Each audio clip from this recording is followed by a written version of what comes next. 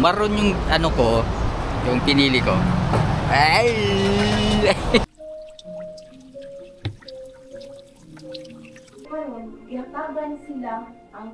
Okay, so right now guys ay nandito tayo ngayon sa may specifically sa may RC Dental Center by Dr. Roy Chavez.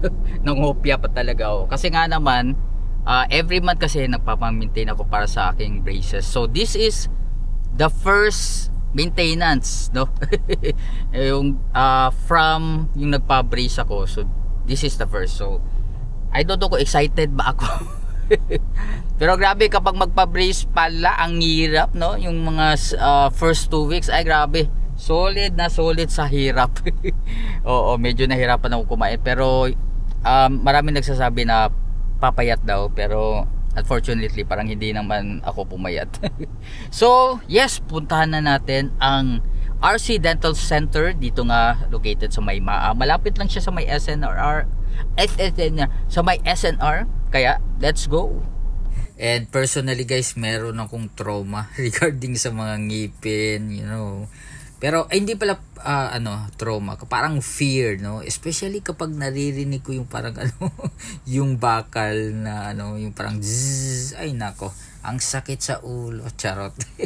And by the way guys, to be fair dito sa RC Dental, ang linis talaga and very professional ang mga staff dito, especially kay doktora. Kaya kampante ako dito guys kasi meron yung tinatawag na yung yung parang malambot yung kamay. Yan, no? Magaan yung kamay. So basically guys, na-achieve talaga ni doktora yon, no?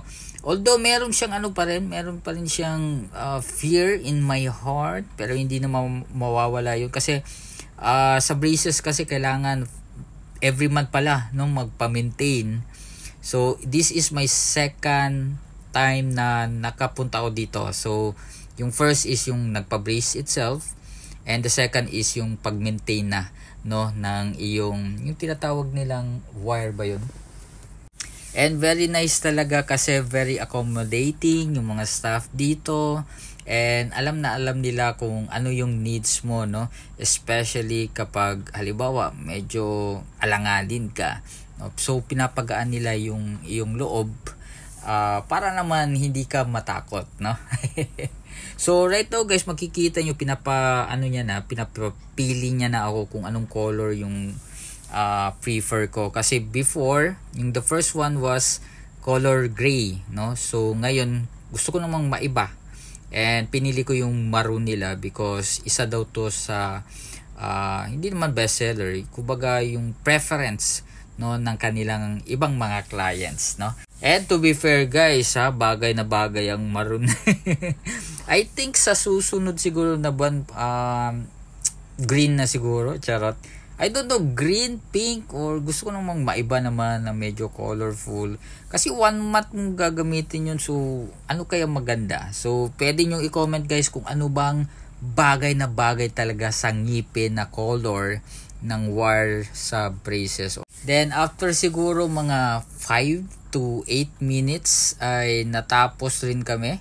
Then yan, ang ganda ng ng result. To be fair guys kasi mas kumbaga parang umiba yung reflection ko compare nung last month, no, yung gray. I think bawat color nagbibigay talaga ng iba't ibang impression, no, or iniiba niya talaga yung kumbaga yung persona mo, no. Tingnan niyo naman, no.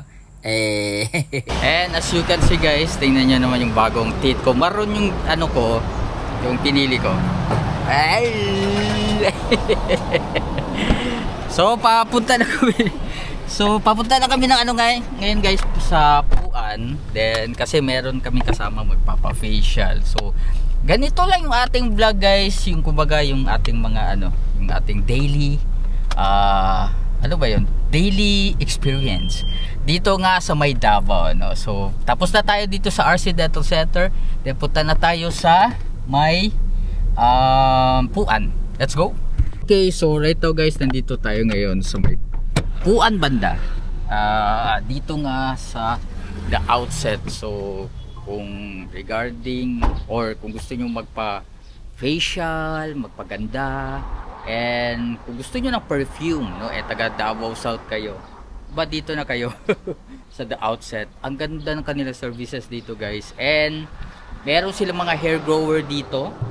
And meron din silang perfume with LD essentials and mga whitening soap. Nandito lahat, no. So puntahan na natin. Okay, so right now, guys, we are here sa Chuan Spa and Facial Wellness Center dito nga sa may Digo City, Davao del Sur. And meron silang different mga services dito. Meron silang facial treatment, anti-aging mask, meron silang body massage, head spa. Ang dami, lahat. So ito yung kanilang place. Tingnan nyo naman, napakaganda. Oh, diba? Oh, yes. So, I think ang ito-try namin ngayon is yung head spa. Medyo, para pampawala ng stress. So, ito-try namin. Magkano ba yung head spa dito? Check na. Lalagay ko na lang sa description. Okay? Let's go! Okay, so right now, guys, magpapa-facial muna ako bago ako magpa-head spa, no? So, medyo haggard na rin kasi tayo, no? Alam niya naman yung ating routine. So, buti na lang, meron tayong pa-facial dito nga sa Chuan, no? So, yeah, let's go!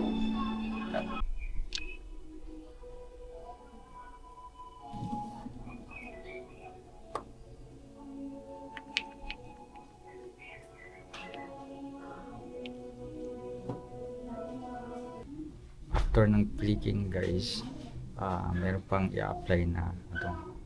So, syempre, kailangan magpagwapo. So, kailangan konting tiis-tiis. Mas masakit pa sa tattoo. Kung ang tattoo, hindi ako umiyak sa pag-prickle. Umiyak ako, charot. Paluha-luha lang. Kasi, very sensitive kasi itong nose. Kahit ayaw mong luluha ka talaga. Okay, so, I think nice naman. Wow. Let's go.